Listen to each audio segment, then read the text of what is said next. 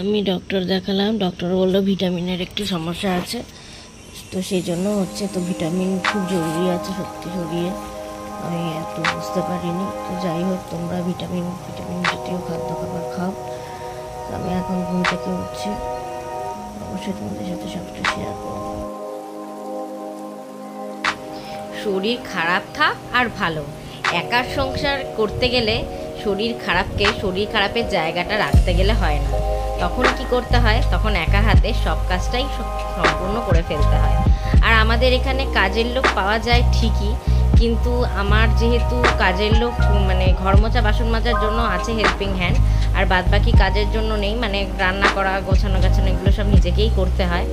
তো দিয়ে যাই হোক, খুব অসুবিধা হচ্ছে আর কি, মানে খুব কষ্ট হচ্ছে। আমি যার জন্য অনেক দিন অনেক বড় বড় ব্লগ, অনেক বড় বড় ভিডিও আমি আনতে পারিনি। আমাকে অলরেডি আমার বান্ধবী আমাকে কোশ্চেন করেছে যে তুই এখানে কোনো ভিডিও দিচ্ছিস না।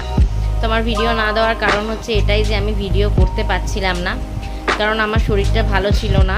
তো এখনও মোটামুটি আছে, তোমাদের আশীর্বাদে মোটামুটি চলছে। তোমরা আশীর্বাদ করো যেন আমি তাড়াতাড়ি সুস্থ হয়ে যাই এবং তোমাদের সামনে আরও ভালো ভালো ভিডিও উপস্থাপনা করতে পারি। তো আমার এই লেট করে ভিডিও দেওয়ার জন্য আমি প্রত্যেকের কাছে ক্ষমা চেয়ে নিচ্ছি, ক্ষমা প্রার্থী। সকালবেলা উঠে প্রত্যেক দিনকার কাজ হয় বিছানা গোছানো, কেন বিছানা থেকেই কিন্তু সমস্তটা আমাদের শুরু হয়। তো যেহেতু বিছানা থেকে আমাদের সমস্তটা শুরু হয়, সেই জন্য বিছানা গোছানোটা খুবই দরকার। তো বিছানার চাদরটা প্রচণ্ড নোংরা হয়ে গেছিলো, ওই জন্য চাদরটা ওয়াশিং মেশিনে দিয়ে দিলাম, দিয়ে এবারে বিছানার চাদরটা চেঞ্জ করে নেব, অন্য চাদর পেতে নেব। তো যাই হোক, তো এবারে সেটাই করে নিচ্ছি। তো তোমরা দেখতে থাকো আমি কিভাবে বিছানা গোছাচ্ছি, কিভাবে চাদরটা পেতে নিচ্ছি। তোমরাও এইভাবে কাজগুলো করলে তোমাদেরও আশা করি ভালো লাগবে। তারপরে বলো, আমার চ্যানেলটা কিন্তু প্রচুর লাইক করতে হবে, শেয়ার করতে হবে এবং প্রচুর সাবস্ক্রাইব করতে হবে। তো যাই হোক, যে এটা বললাম লাইক শেয়ার সাবস্ক্রাইব তো করতেই হবে। তারপরে আস্তে আস্তে বিছানার চাদরগুলো সুন্দর করে কোণে কোণে সব কিছু লাগিয়ে মানে আটকে নিলে ভালো। আমার অ্যাকচুয়ালি কয়েকটা জিনিস ঘরের কেনার আছে, তো সেই জন্য আমার এই ঘরের গদিটা একটু চেঞ্জ করারও আছে। তো যখন সময় সুযোগ হবে, তোমাদের আশীর্বাদ হবে অবশ্যই, তখন আমি এই গদিটা চেঞ্জ করতে পারবো। কারণ এই গদিটায় কী হয়ে যায় না, তো মানে এই গদিটায় হয়ে যায় কি, মানে খুব পিছল খায় গদিটা, বুঝতে পারলে তো। তো ওই জন্য আমি একটা মোটা গদি আমার কেনার ইচ্ছা আছে। তো তোমরা আমাকে সাজেস্ট করো কী গদি ভালো হবে। ঠিক আছে, আমি চেষ্টা করছি যে করার চেষ্টা করছি যে মানে কী কিনবো সেটাই ভাবছি। তো দেখি পুজোর আগে যদি পারি অবশ্যই কেনার চেষ্টা করব।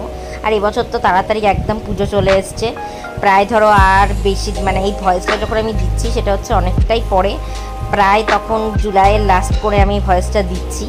তো ঠিক আছে, এবার বালিশগুলো নামিয়ে নিলাম। এবার একটা একটা করে বালিশ নামিয়ে নিয়ে এবার একটা একটা করে সুন্দর করে গুছিয়ে নেব। তো দিয়ে যাই হোক, গুছিয়ে নিয়ে তারপরে যথারীতি নিজের কাজে লেগে পড়বো, নিজের কাজ করব। তো তোমাদের কেমন লাগলো আমার ভিডিওটা? অনেকদিন আমাকে ভিডিওতে না পেয়ে আশা করি তোমরা খুব মিস করেছো। আমি মনে করি না যে নজর বা কিছু এরকম বলে কোনো জিনিস আছে, কিন্তু তাও আমার মনে হচ্ছে, কেন জানি না, যে নজর বা কিছু বলে জিনিস আছে, নাহলে আমার শরীরটা এত তাড়াতাড়ি কেন খারাপ হয়ে যাচ্ছে। যাই হোক, আমি আগে কিন্তু এত শরীর খারাপে ভুগতাম না। আমি এখানে আসার পরে, এই ফ্ল্যাটে আসার পরেই কিন্তু আমি প্রচণ্ড শরীর খারাপে ভুগছি। তো দিয়ে যাই হোক, জানি না কেন এই ফ্ল্যাটটা আমাকে শ্যুট করেনি, বাট আই ডোন্ট নো কী হবে, কারণটা কি। এবার যাই হোক, আস্তে আস্তে এবার দাঁতটা মেজে নিয়েছি। এবার দাঁতটা মেজে নিয়ে এবারে তোমরা দেখতে থাকো আমি কি করি, অবশ্যই তোমাদের সাথে আমি শেয়ার করছি।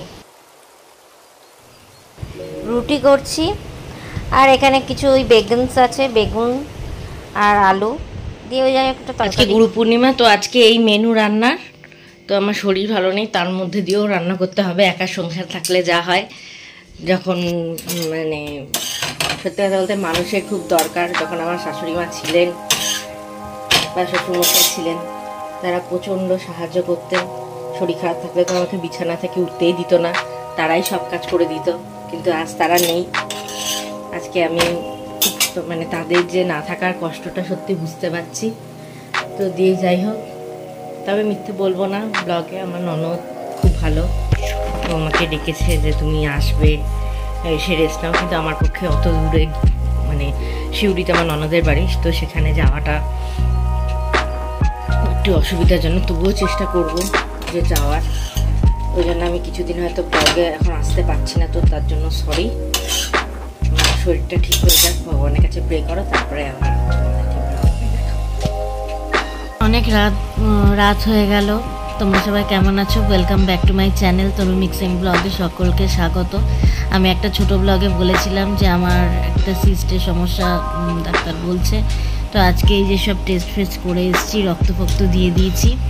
তো এবারে দেখা যাক কি হয়, কি বলে ডাক্তার, তার উপরে ডিপেন্ড করবে।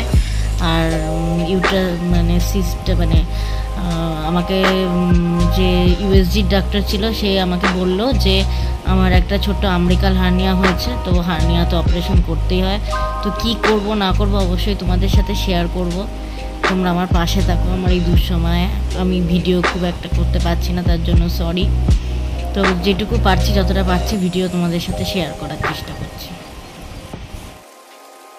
তারপর যথারীতি চলে এসেছি। আমি একা থাকলে যা হয়, একাই মেয়েকে আর স্কুলে পাঠাতে পারলাম না, ইউএসজি করাতে এসেছি।